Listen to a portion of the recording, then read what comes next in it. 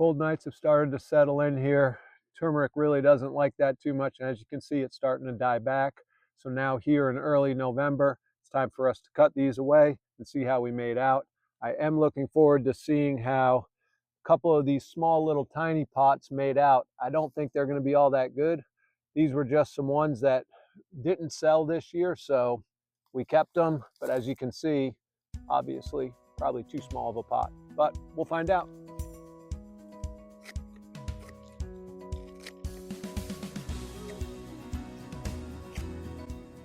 Smell these.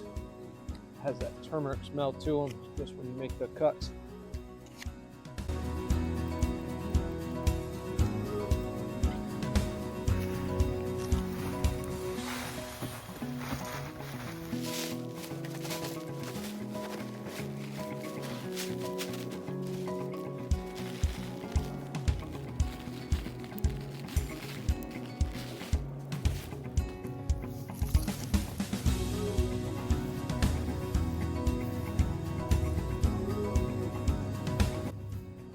Here's the turmeric that we ended up harvesting yesterday. It's not totally clean, but that's all right.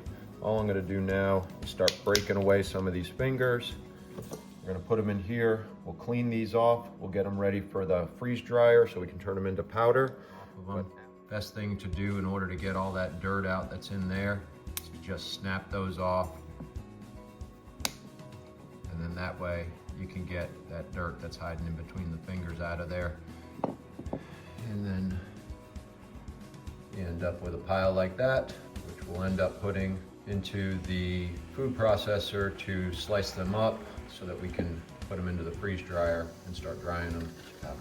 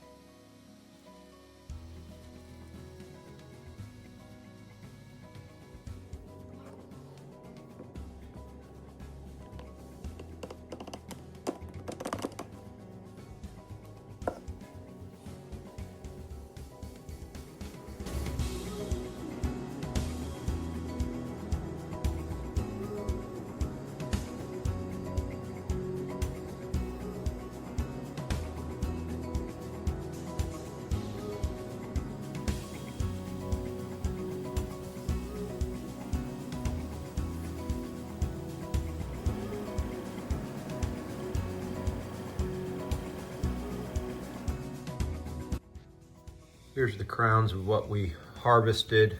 And what I'm gonna do now is go ahead, cut this stem way down here by my thumb, and then probably clean up these roots. We don't need them to be all that long. There's a couple of small rhizomes on here.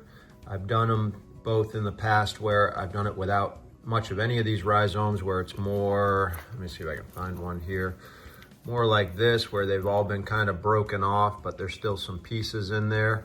I've had plenty of success with that, to where you have, well, much larger than that, but full-size rhizomes coming out. Pretty much have the same success both times. So I've gone ahead and cut them.